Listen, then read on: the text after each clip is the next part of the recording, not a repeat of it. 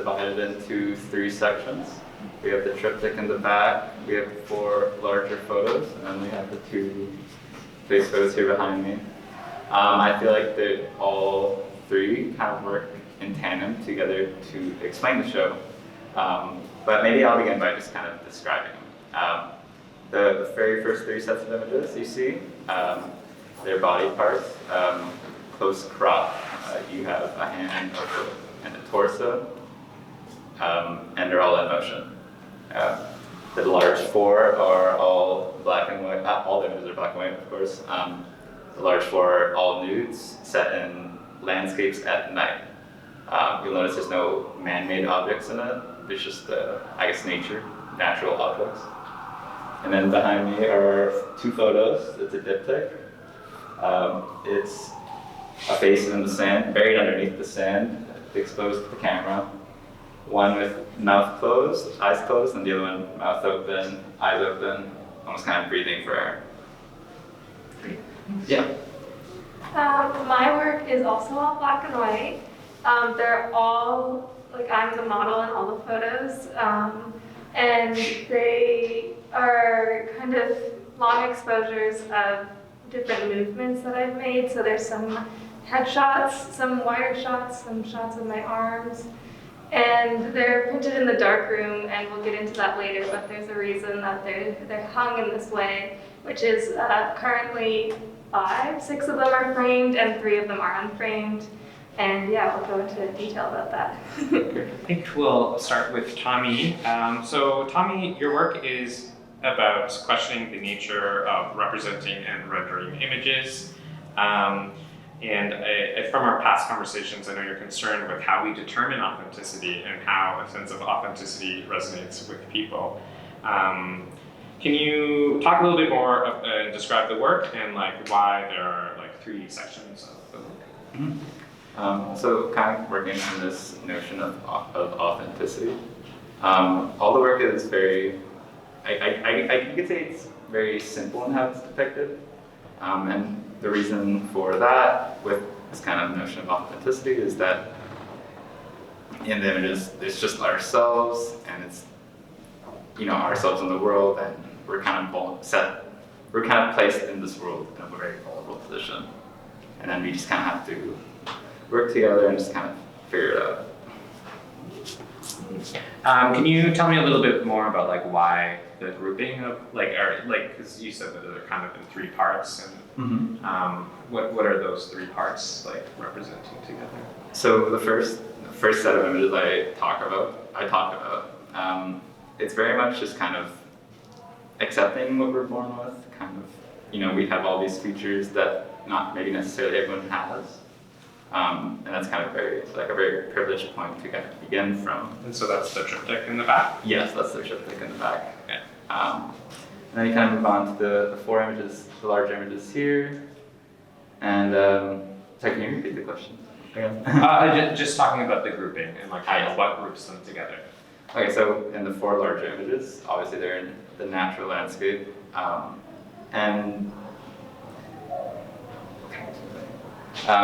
So in this kind of black and white images and the natural landscape and the nudity, it's very much kind of trying to take us back to a time and place in human history where we're not quite thinking about these concepts that really, I guess, determine our day-to-day. It's just more about, I guess, kind of almost existing in what's already been made. For sure. That sounds great. And then lastly, we have the diptych. And I think, from our conversation yesterday, you had a really beautiful way of describing it, which I'll read now. So in the diptych, there's a gasp for air, indicating a necessary condition for the work. Meaning making is like breathing. We are compelled to make meaning regardless. I think, do you want to expand on that a little bit?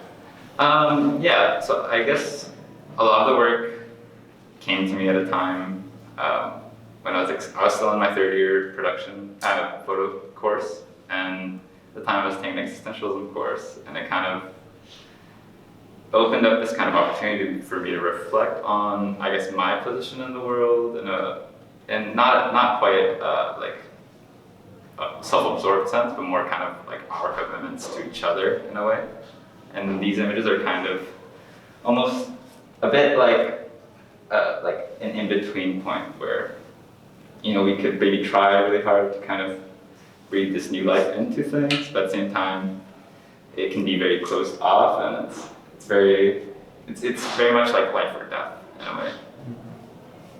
Yeah, I really get the sense that like you're trying to access some sort of like primordial consciousness before we came to like social agreements kind of space. And there's this feeling of, there's the body, and then there's the landscape, and then there's the body emerging from the landscape as well. And I think there's something really beautiful there.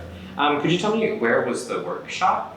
Like where? Yeah, so all the work was shot along the Toronto waterfront at nighttime. So I usually do it in the winter at nights, removed from people who might usually be in the area. And basically I just kind of found different locations along the waterfront that were very much, I guess, free of any sort of like urban or suburban kind of built up space. And I found that the waterfront was very useful for this, just because it's very ingrained in how our city's structured, but it's also like very like it's almost like a relief from the city itself. So that kind of plays into my work and how I guess we could begin to unpack these things. And so was that like Toronto Island area or the waterfront before? It's not on the Toronto Island. So I think there's some at the Woodbine Beach. There's some along like near Humber River. So it's very expansive throughout the city, and it's not necessarily it doesn't necessarily gain its importance from the waterfront, but it's more that the waterfront has a natural kind of sensibility that isn't really offered anywhere else. Yeah. Because I was thinking there is a part of the waterfront or Toronto Islands that is man-made, which I thought might be like an interesting thing of like we actually have to implant a piece of nature into our cityscape to kind of bring us back. Interesting. Thank you. So what could you talk a little bit about like why the nude, why the landscape, and why black and white? Like why did all of these elements come together for these ideas? Yeah, so it might be the easiest thing unpacking this through the idea of black and white. These are all photographs you see in this exhibition, and I feel that the gelatin silver, kind of that old analog process, that I think it's like maybe largely kind of being phased out. Doesn't seem like many people do it. I kind of Especially the printing. Especially the printing, yes. I feel like I use that work as sort of a critique of these kind of perspectives and viewpoints that have been made up over kind of this modern history of representation in the 20th century. So I use the black and white in all these works to kind of talk against that in a way, to kind of offer a new space for thinking.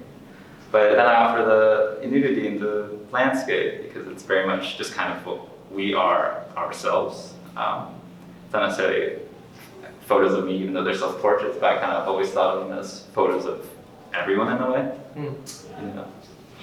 That's great. Thank you. And I guess like last question I have for you is like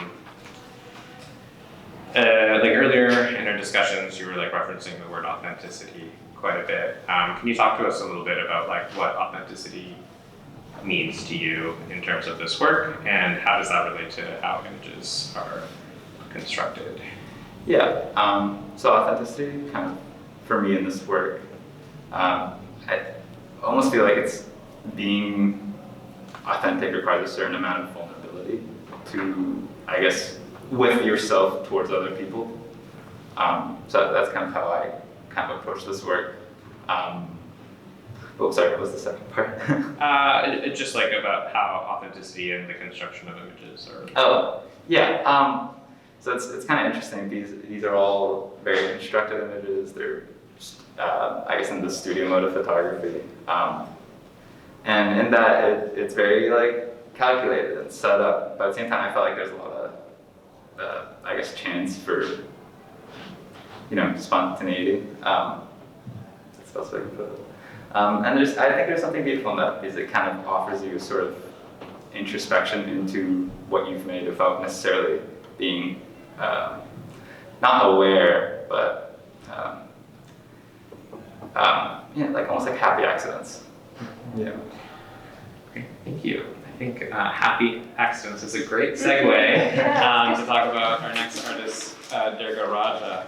So Durga's work is, in very short, I'll let her do most of the speaking, but is an exploration of how photography can be used as a metric of time. So Durga, can you describe your work and like what are the actual images of? Yeah, so they're all of me, which there's not really a significance to why I chose me. I just prefer to use myself as my subject instead of a model. You have more control over yourself than you ever will of someone else. And they're just shots of me in a studio and on exposure. And yeah, I'm just doing different movements, and those movements come from my dance experience. So when I was younger, I did Bharatanatyam, which is classical Indian dance.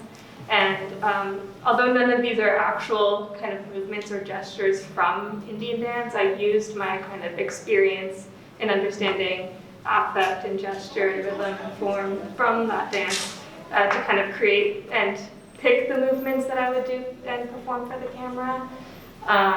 But the images themselves are just movements that I'm doing. Yeah. Yeah, that's so interesting. I mean, like I think also like Bharatanatyam is like a Tamil Indian like dance style is like one of the most ancients as well, and so there's this element of even the subject matter has like a reaching back element of time to it. So like there's no one stasis point of time kind of in this work. It's really great. The title of the work is called A Measure of Time, 3 seconds.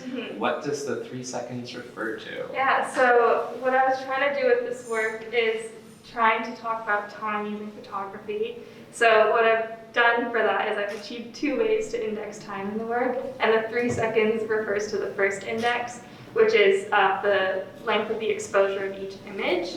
So each image has a 3-second shutter, and in that 3 seconds, I took the opportunity to do the movement and perform for the camera the movement and gesture you see here. And then, so the second measure of time? The second measure is in the printing. So each image is printed in the darkroom, and in the darkroom process, you have your developer, your stop, and your fix. And what the developer does is it brings out the latent image that's kind of printed onto the paper. The stop stops the developer from continuing to work. And then the fix is what takes out all the silver halides, which is what allows the paper to get exposed. And so prior to putting each print into fix, I brought the print out into daylight for increasing measures of time respectively for each print. So for the first image, we've got 1 second, 1 minute, 1 hour, 1 day, 1 week, 1 month, 1 year, a decade, and infinitely. So the last 3 aren't in frames because they're continuing to be exposed to light prior to being put in the fix. So they are not yet done. And because the last one is infinity, it will never get framed and never get fixed, and therefore suspend in time till the end of time, which is undetermined. Thanks so much. Yeah, so just to recap for everyone, the works at the far end, the 3 are still being exposed to light and will be subject to change to the variables of their display. Yeah. And so like on that note, I think, it really speaks to doing something that a lot of photographers don't like to do, which is give up control. Even in your opening statement, you said, I can control myself better than I can control a model. And I think so, can you talk to us a little bit about like some of the things you learned or came across by giving up this sense of control and how the actual image manifests on the paper? Yeah, I think, well, even just talking about control, like, we don't have control over time, it just happens. And I think that's also a nice kind of way to tie it in. But, like, the control of the paper, I didn't know what was going to happen to each print while they were being exposed to light. So I learned that it kind of changes exponentially and degrades. So when each print was brought out to light initially, they were all bright, bright pink. And as you can see in the one that was up for 1 minute, it was able to retain some of that pink because it was only being exposed for 1 minute. But as the longer they've been exposed to light, the more it degraded, but the pink disappeared. So it was kind of like an initial shock for the paper to get exposed so much that they were vibrant pink because the paper's traditionally not used that way. That's kind of what happens when it goes into light, because obviously you're supposed to keep it in the darkroom. So I learned that it kind of makes it this bright pink, but that bright pink won't stay forever. It will essentially just fade and go away. As you can see, the last images are no longer bright pink, but some of them have retained kind of the hue. And I also learned that there's obviously water and light refract. So when I left some water droplets on some of the prints, it left a little bit of a starry spotting effect.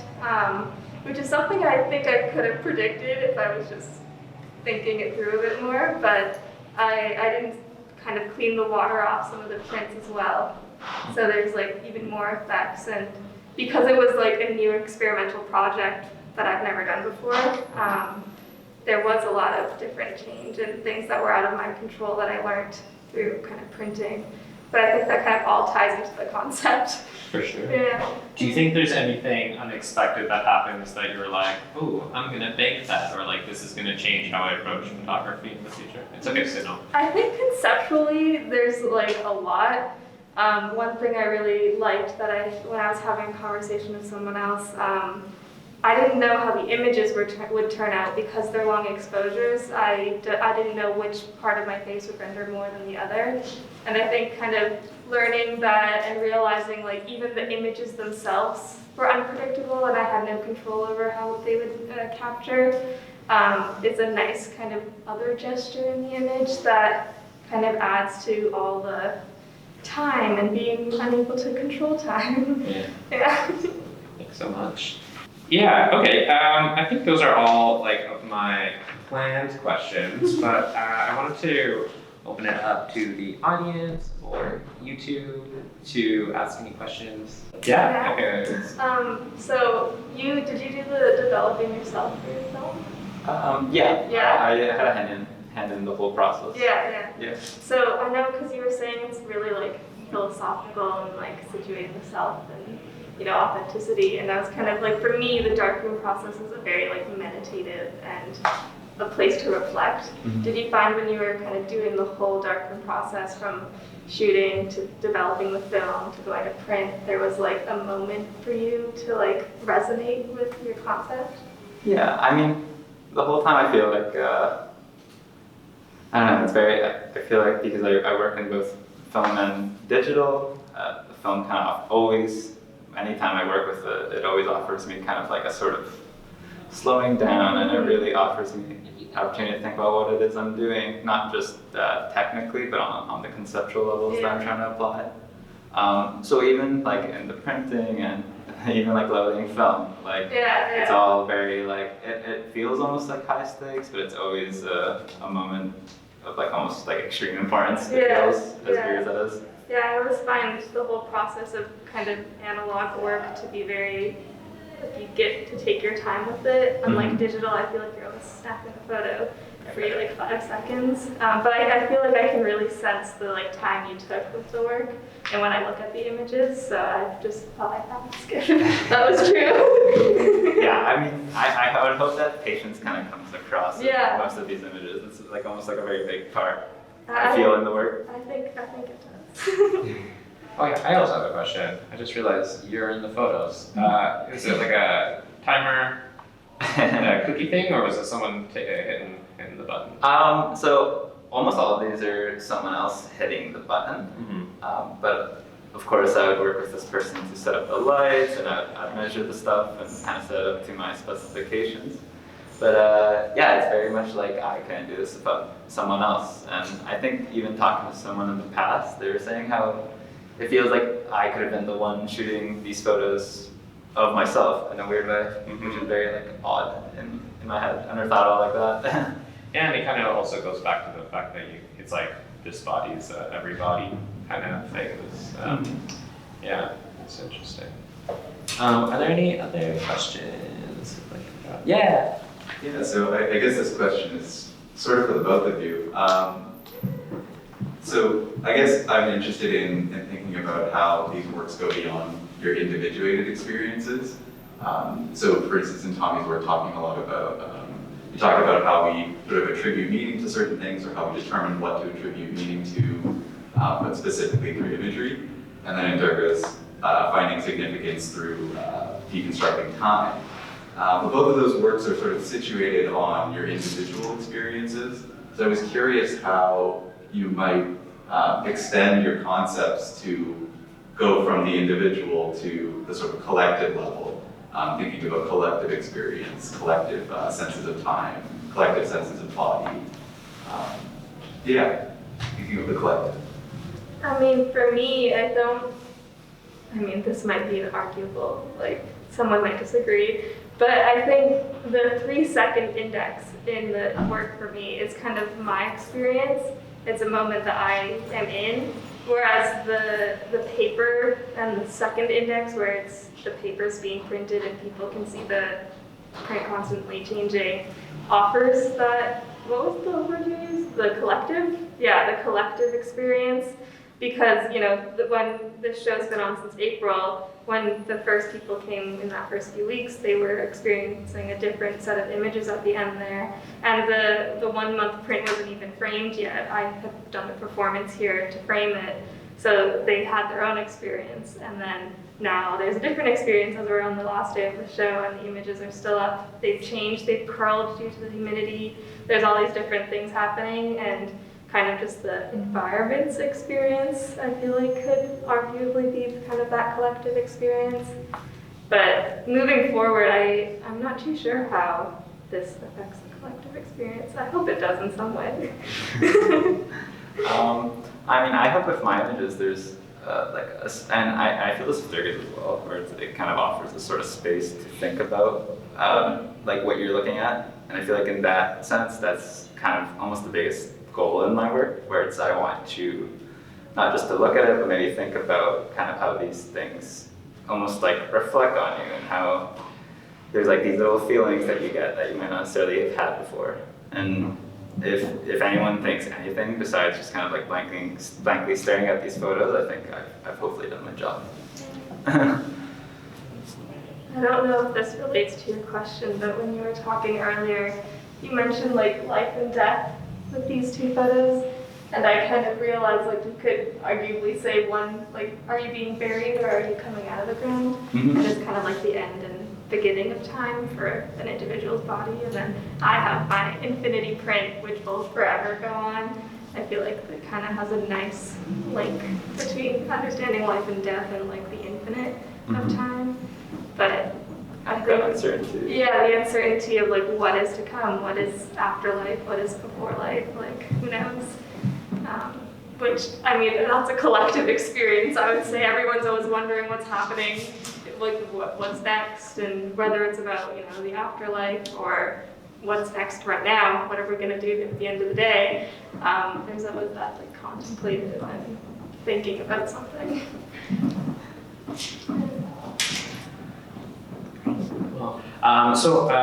This exhibition was actually put together by two curators who also work at the gallery and are TMU students, Christina Oyawale and Kelsey Myler.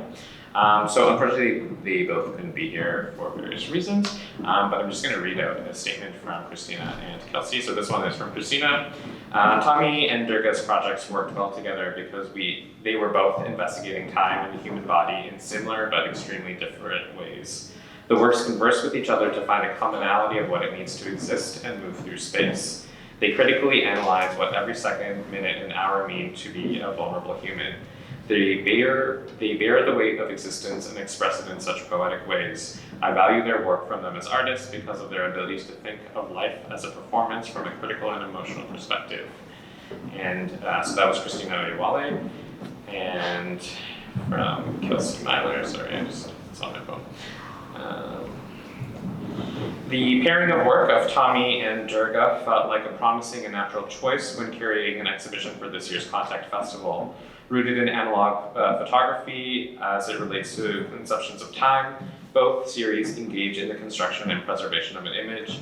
It's been a pleasure to work alongside my co-curator and these talented artists. I'm excited to see where their art takes them next. So that's Kelsey. And from the gallery's perspective too, I would like to thank both of you for your participation, your beautiful work, working with us to keep the show on. So this is the last day of the exhibition, but it's also been on for the last 2 months as part of the Scotiabank Photography Festival as a core exhibition. And give a round of applause.